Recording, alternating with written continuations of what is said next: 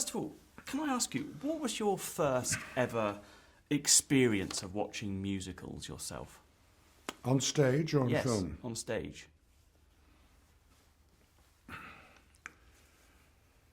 Well, it was a seminal evening when I went with my family to celebrate my mother's birthday to see a new musical in Manchester on its way from the north of England down to London. And it was written by and starred Ivor Novello, who's remembered these days for the Ivor Novello Awards for Popular Music, but at the time was the undisputed king of entertainment. He was extremely beautiful and glamorous. And though he didn't sing, he wrote the most exquisite songs. Keep the home fires burning, we'll gather lilacs, all sorts. And this show, The King's Rhapsody, a very sentimental operetta, really,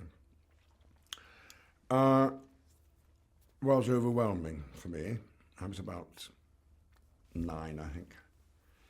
And the spectacle of it, and the number of people on stage, and the sort of things that you couldn't get in our local theatre were suddenly on display. And I was lucky because it was the last musical he wrote. And it's difficult to remember these days how huge he was. It was before Andrew Lloyd Webber. He was the king, really, of musicals. And it had a huge impression on me. And made me want not to be an actor, but to find out how theatre worked and how did the scenery work and how did they get it up and ready. And I became intrigued with acting because I enjoyed watching other people act.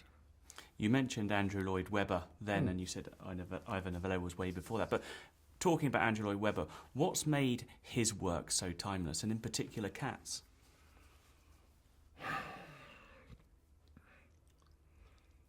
Well, there's always a moment, at least one, often many in his musicals, that comes out of the blue. You haven't been expecting it. It might be a high note. It might be a sudden rush of activity on the stage, but immensely theatrical. And the challenge, I suppose, for Tom Hooper, who directed this film of Cats, is can that stage magic be translated into cinema magic? And it has been, in my view, and it could happen because the material was so strong. To begin with, the lyrics by a considerable poet and playwright, T.S. Eliot. He was writing them about the time I was being born. He wrote them for his godchildren to entertain them. Cats was designed to entertain children. And then Andrew arrived and realised there was potential to add music to these lyrics.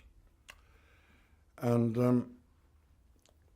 I think it's just the gradual build-up of great talents coming together, and witness the cast list for this film.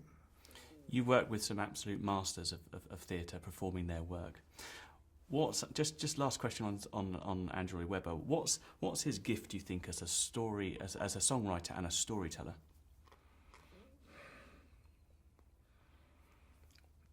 Well, I think that he loves the theatre, and tells a good story, and a story has been organised out of this raw material of the poems of the Cats, yes, I think that, and Andrew clearly likes entertaining people.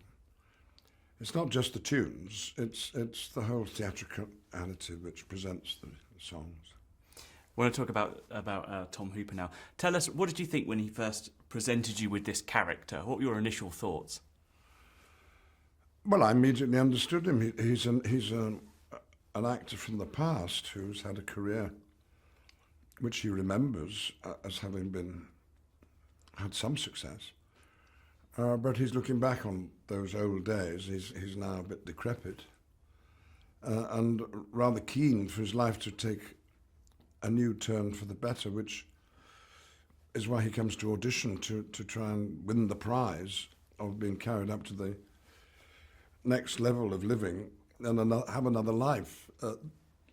Well, that's rather appealing to someone of my age. I do get another life every time I work, really, because you're in the company of people on the whole who are younger than you are. And if they've got any talent like the people have in this movie, it just gives you lots of energy to carry on.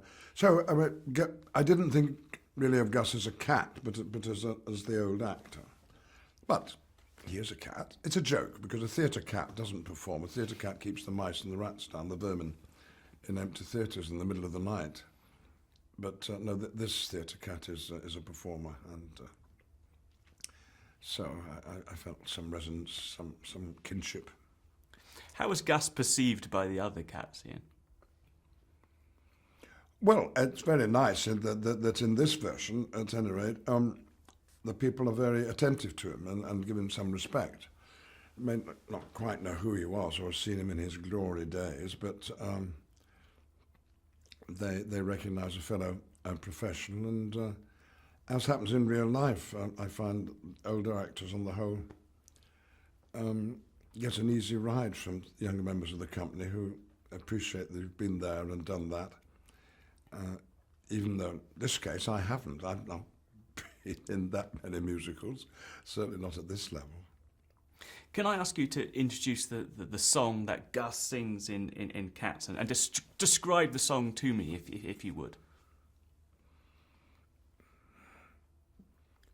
I think if you fell in with Gus at his club, which takes place in the back of a neighbouring pub, is the lyric, you would sit back very happily and listen to him reminisce, and that's what he does really in his song. And he's quite boastful, but he's telling the younger cats who are listening what his life used to be like. And even though now he's decrepit and can't do what he used to be able to do. So it's a little bit melancholy. I was going to say, my next question would be, in what ways did you find it moving, this song? There's a moment when Mr. Mistopheles, the failed magician, is desperately trying to conjure up, make something happen that would change everything in the story. And when he achieves it, I find myself watching a little sniff and a gulp, because suddenly, out of nowhere, I'd been manipulated into a state of being ready to be moved. Well, you don't really expect that, do you, when you go to see a great big extravagant musical, that it will move you. It also makes you laugh. I'd like to ask you about your working history with Judi Dench, if you could set that up for me, and the fact that you reunite in this movie. Well, Judi and I, when we were a lot younger, fell in to a pattern of working together over a number of years, and we did a play for a year in the West End of London when we were youngsters, and shortly after that we were in the Royal Shakespeare Company together, and we played the Macbeths, and we did plays by Ibsen and Bernard Shaw. And I thought that was probably going to be my life. I was going to be Judi Dench's leading man. And so we became close friends and remained that. But we haven't worked together of late. And so very nice to come back. And we spent a lot of our days when we weren't actually shooting, talking about old times and marvelling at the array of talent in front of us. I don't mean the stars. That's obvious. But the ensemble, the cats, the people the Jellicoe cats who sing and dance in a spectacular way. And Judi and I were a bit in awe, really. I bet. And can you just tell me why Judi was perfect for this particular character? Well, old Deuteronomy is respected by everybody. Judi Dench too. But I think it's a bit more than that. We all love Judi, and she was able to gather that affection into the situation so that we not only respect old Deuteronomy, but we love her as well. And just happy to see her. And she radiates such warmth. It comes singing across out of the screen at you. Yeah. You said about how in awe you were of the youngsters watching them do it. Can I ask you to talk a little bit about the dancing in this film and how it's used as such a powerful tool in the storytelling of Cats?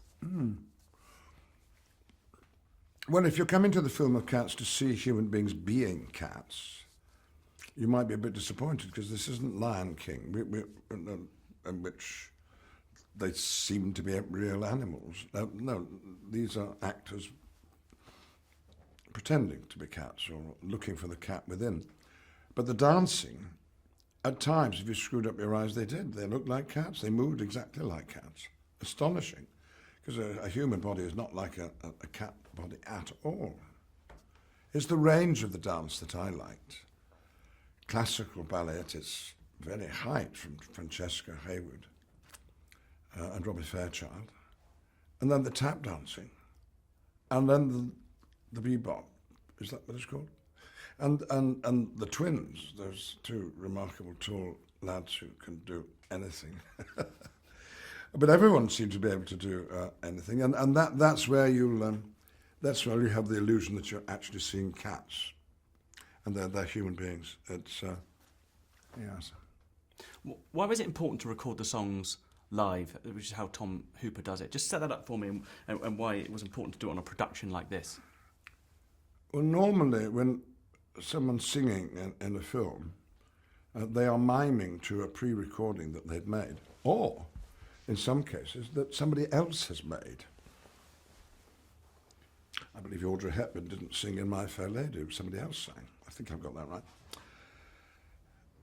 But here, everyone singing is actually singing, and they're actually singing in the moment at which they're being filmed. So it means that you're not stuck with some performance that you gave in the cellar of a recording studio 4 weeks before and putting all your effort into making the mime convincing.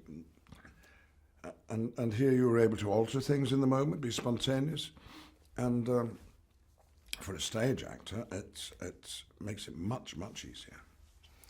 Ian, can I ask you to set up, why this is such a spectacular and unique holiday experience? It's coming out, it's going to be a big Christmas movie. Tell us, why it's the perfect film for everybody, everywhere.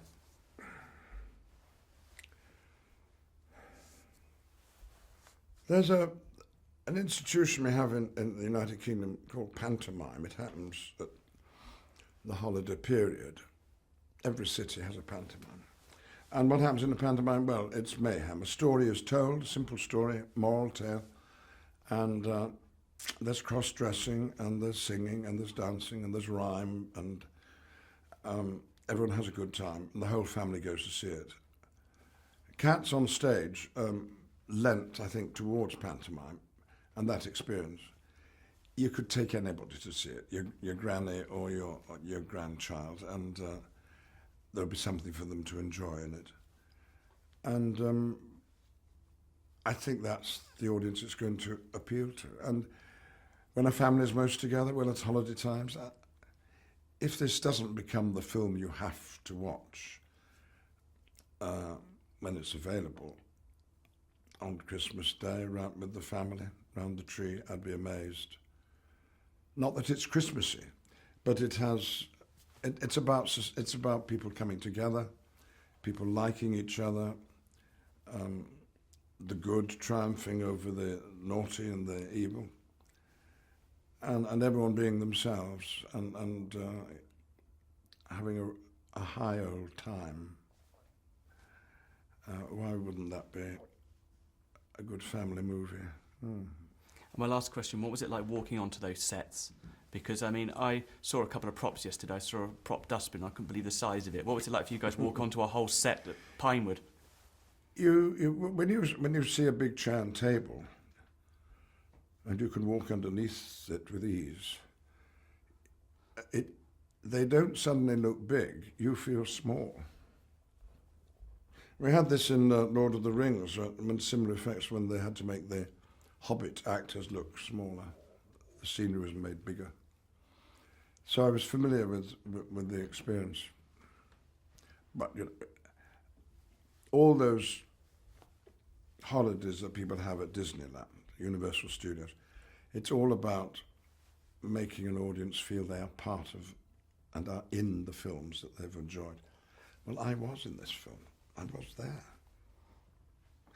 That scenery was not scenery, it was my home. It was where I was going to live for the weeks while we were doing the film. It's such a joy as because I am still the little boy who fell in love with the theatre by and acting and performing and singing and dancing by watching it on stage. But here I'm now in it. And I'm back to being 12 again. Very happy.